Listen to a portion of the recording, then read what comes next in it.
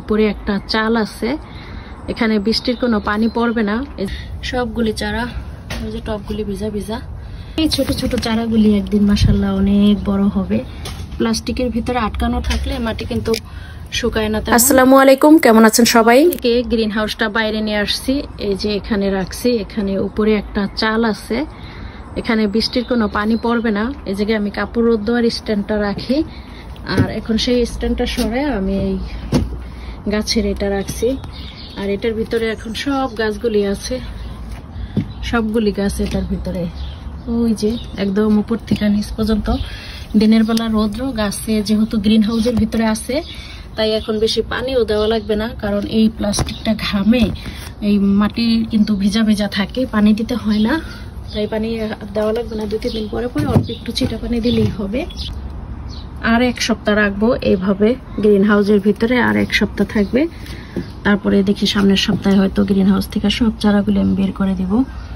কারণ এখন দিনে গরম হলে কি হবে, রাত্রে কিন্তু এখনো তেমন অনেক ঠান্ডা আছে, তেমন গরম নাই, তাই গাছ চারা যদি নষ্ট হয়ে যায় তাই আপাতত আর কি এখান থেকে বের করব না, এখানে থাকুক, পরে আর কি বের করব। কালকে একটু পানি দিছিলাম, আজকে আর পানি দেওয়া লাগবে না, কারণ কালকে যে পানি দিছিলাম সেই পানি কিন্তু এখনো পর্যন্ত ভিজা ভিজা আছে গাছের গোড়াগুলি। কারণ প্লাস্টিকের ভিতরে সকাল থেকে রৌদ্র পাচ্ছে, পাইলে কি হবে, সেই রৌদ্রটা কিন্তু গাছের গোড়ায় পাইতেছে না, তাই এখন আমি একটু প্লাস্টিকটা সরাই দিতেছি।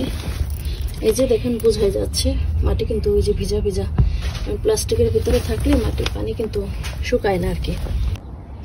আর রাত্রে ঠান্ডায়ও কিছু হবে না। সবগুলি এই যে রাখছি, সবগুলি চারা এটার ভিতরে আছে। টাইম ফুলগুলো এখনো বাইর করিনি, কারণ যেহেতু বাংলাদেশের টাইম ফুলগুলি যদি বাইরে দিলে নষ্ট হয়ে যায়, তাই আর কি। এখানে এই যে মরিচের চারাগুলি আছে সবগুলি, আর এই তো টমেটো চারা যেগুলি আর কি নতুন টপে দিছি।